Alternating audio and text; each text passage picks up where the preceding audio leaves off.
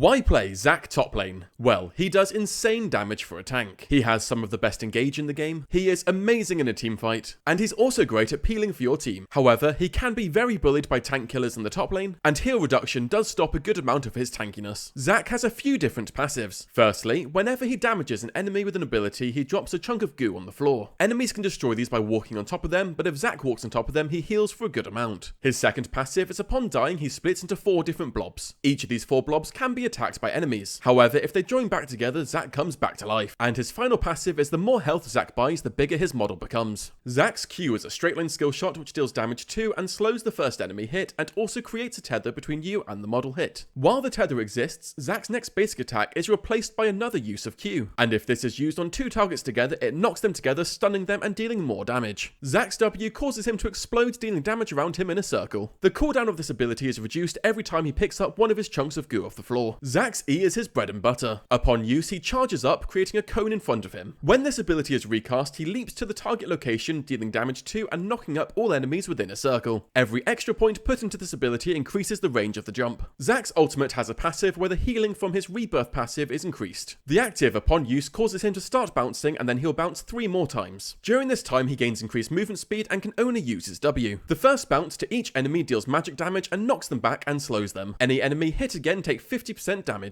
For combos, engage with E into your W before using an auto attack into your Q. From here, use your empowered auto attack to slam 2 targets together before following up with an auto attack into your ultimate. For matchups, Zac is great into champions who he can constantly engage on and keep bullying. And he can struggle against champions who are great at killing tanks. For runes, take this. Grasp grants you great sustain and permanent health. For build orders, start shield and pot into a Sunfire if you're against AD, or Hollow Radiance if you're against AP before buying tier 2 boots. After this, a Thorn Mail and Spirits are great pickups before finishing a build with any of these as needed. For skill orders, start W then Q then E before maxing W then E then Q, taking ult whenever you can. For summoners, take Flash and Teleport. Starting the game, your main focus is going to be on farming hard and taking good trades. With Zac's passive giving you great sustain, you do want to be looking for fights often. And as Zac's E is so strong, you can basically choose to fight whenever you want to. So if you naturally already beat your opponent, feel free to keep going in. However, if they're stronger than you at this point in the game, you need to wait for a good window. This can be when they're lower health than you, or when they miss an ability on you first. And of course, when you get your ultimate, you now have an insane amount more damage to go in and fight them with. Entering the mid game, you want to take your tower as soon as possible and keep the wave pushed out. Keep up aggressive vision, engage on isolated enemies, and convert these picks into objectives. Entering late game team fights, you want to play as your teams engage. If you start by landing an E onto as many champions as possible, or even one of their squishier backlines, it's a great way to start a fight. From here, use your Qs to knock them together and your ultimate to throw them in different directions for a massive amount of damage and confusion. And as Zac's engage is so strong, you can basically force any of these fights whenever you want to. So as long as your team can follow up, just keep engaging.